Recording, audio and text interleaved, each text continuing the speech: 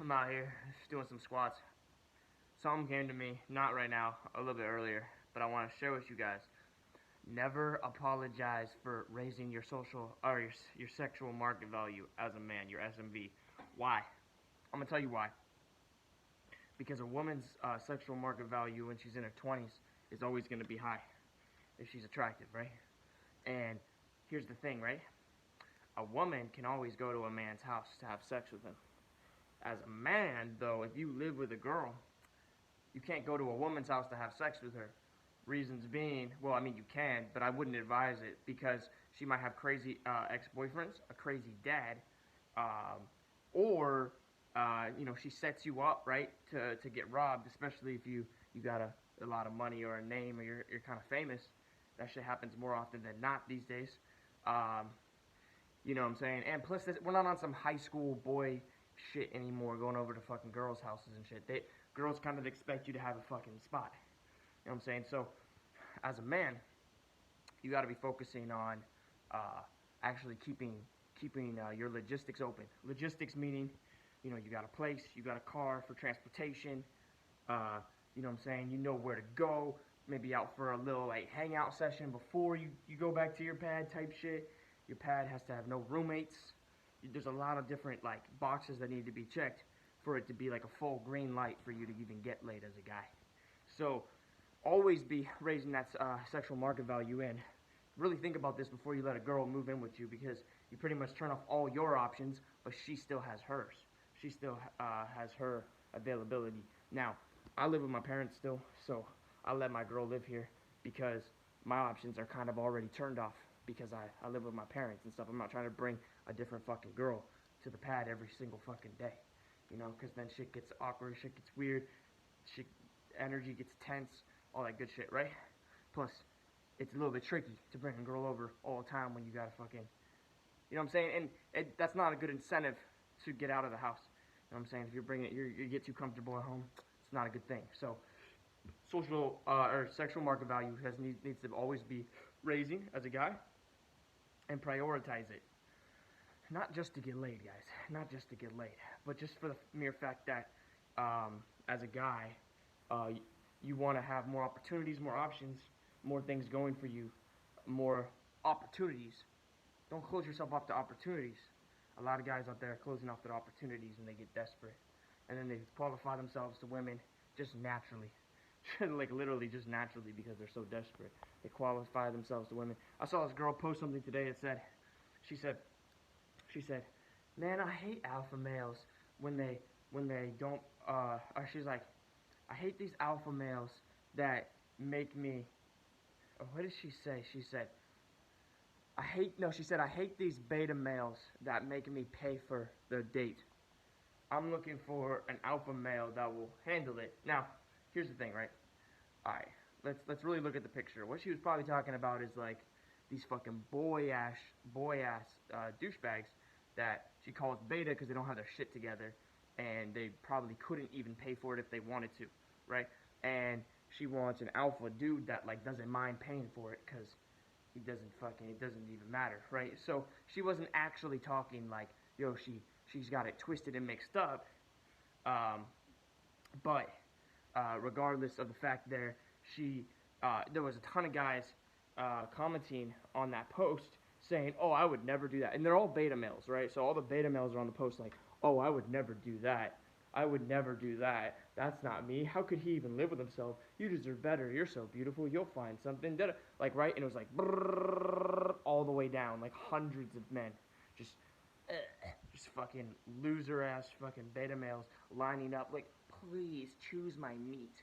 My meat, and it hasn't been used in a while. I would never do that to you. Let me take you out. I'll pay for it, I promise, as long as it's not too expensive. But yeah, fuck those little beta ass bitches. All right, anyways, but here's the thing: whether or not she wasn't confused or not, all bitches are confused a little bit. But maybe she was super sophisticated and just completely using, just lining up all the beta males just to see which ones she can use. Now, some women are that sophisticated, gold diggers, that really know the game, and they're trying to milk it for what it's worth. The materialistic women, that just want to like dine and dash and shit, basically. Just get guys, take them out and stuff, and just fucking disappear on them after that and shit. But I'm gonna tell you this much though. Regardless if she's fucking stupid, knows what she's talking about, or knows what she's doing and manipulating the game, the dudes are getting manipulated regardless. And they're manipulating themselves. They're allowing themselves to be fucking idiots in the comment section below. So, you know, regardless of the fact, these dudes are fucking retarded. I'll tell you this much. I would rather die than be used. You know what I'm saying? I would rather die than be rich. I would rather die and get everything I ever dreamed of to come to reality. You know what I'm saying? Like, I'm at the point now where I'm like, dude, I'm either getting rich or I'm gonna die. Like, there's no other option. You know what I'm saying? I either like if I see a girl and I want to approach her, I either approach her or I go to the bathroom and I hang myself. Do you understand? Like, I want to do something. I either do it or I kill myself. I'm at that point now. I don't let myself hold myself back anymore because I'm way too strong for that now. I'm way too strong for that. So I've come to the point where I'm almost like gonna kill myself if I don't. Now, doesn't mean I'll actually probably kill myself, but the thing is, I put that in my head, so I just don't ever not do it. You know what I'm saying? I always do my thing. I always manifest the thing that I want, and I always go for what I'm striving for, and I never accept less of myself. And that's the mindset you gotta have, guys. You gotta have this mindset. And another mindset that I have, guys, is like when I'm talking about raising your social or your sexual, I keep saying social, keep raising your sexual market value. What I'm actually talking about is like Alexander the Great, Tupac, Muhammad Ali. I'm better than all of them. Eminem. I'm better than him. Name the best YouTuber on. I'm better than him. Name anybody. I'm better than them. And if you guys don't have that mindset, if you're still pedestalizing anybody, then you're not really raising your sexual market value and it's not just about sex and sexual market value, but you're not raising yourself at all. Because I'm telling you this much, everybody before you only went as far as they went, so you can go further. Let me say that again. Everybody before you, all your ancestors or the people that you've seen on TV growing up as a little kid, those people are older than you, and they only had so much information and chances and opportunities and access to fucking mentors and influences to get to as far as they got to, just so you could be influenced by them to go even further. That's what this whole life game is about. So when I'm talking about raising your sexual market value, I'm talking about never pedestalizing anybody, always believing you're the best. I just saw a video of DaBaby, the rapper. He was like doing some video in Atlanta, and all these dudes showed up, and they were like, "Yo, dude, you need a permission slip to be here, dog. This is my neighborhood, all this shit." Now, DaBaby recently killed somebody in a Walmart for fucking flexing on him and his family. I don't think DaBaby is some fucking huge gangster in the streets with a rep, but he definitely is a gangster up here and ready to die at any moment, and that's all that it takes. That's all that matters. Like, you know what I'm saying? For me, I would never join a gang because that's a weak person's mentality. But I'll rep myself. I'll rep myself to the death, and I won't beg for my life. I will not beg for my life. You put a gun to my head and say, "Hey, you do this or beg for your life," I'll be like, "I ain't doing that, and I ain't begging for my life, so bye-bye. See you in hell. See you in heaven. See you in wherever we go, bro. I'll see you on that other side, and if I don't see you, I don't give a shit, bro. Kill me, bro. We're gonna all die anyways. I don't care. I just don't do what I don't want to do. Period. I don't care. It's not about self-preservation. It's not about none of that. It's about nobody fucking tells me what to do if I don't want to do it. Like, I was at a club the other day, not the other day, but the other month, and some dude told me to go around. He's like, no. The bouncer was like, no. You got to walk around the rope. I didn't go into the club that night. And I would never go back there unless I was with a girl, just so I had an extra chance where he would see me with a girl and not try to keep me out of the ropes. You know, he told me to do something. I didn't want to do it, so I didn't go in. Period. I don't care. You understand? That shit is worth more to me than anything. You know, doing what I want. My freedom is, I rank higher than gold. I rank higher than pussy. I rank higher than love, whatever you fucking think that I value, okay? I value my freedom higher than anything, and that's my sexual market value. On the highest level, at the epitome of my attractive qualities. It's the fact that I will never, ever give up on my freedom. I will never relinquish my freedom. And that's why I'm gonna fucking take down the whole system and make the fucking government beg me for their life. That's why I'm gonna take down fucking all the motherfucking banks. That's why I'm gonna come after the fucking aliens that exist within the caves and shit underneath the ground. But at the same time, I really don't even give a shit, and I probably won't even come after them. You know what I'm saying? But if I feel like my freedom's being infringed upon enough, then of course I will. Okay?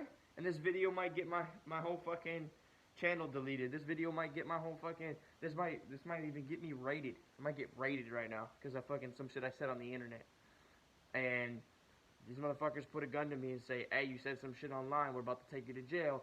I'm gonna be like, "You're gonna see me doing suicide by cop." You see what I'm saying? Look, I'm not going after the government, guys. I'm not going after the banks unless they had me in a position where I couldn't live my life the way I wanted to.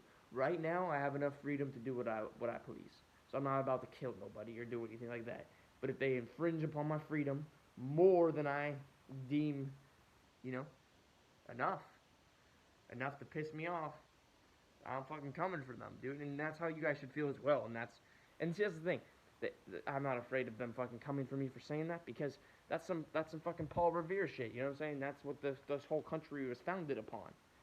That's the fucking thing. You know what I'm saying? The Constitution is made for us, you know, to protect us against the government. You know what I'm saying? I'm only gonna come for motherfuckers if they take my fucking freedom. And right now, I'm chilling on the freedom, in the freedom category. I have enough freedom to go and build a business and do whatever, and that's what I want to do. But one of these days, I know these motherfuckers are going to get power hungry, and they're going to keep pushing, and they're going to keep pushing. And at that point in time, I'm coming for these motherfuckers.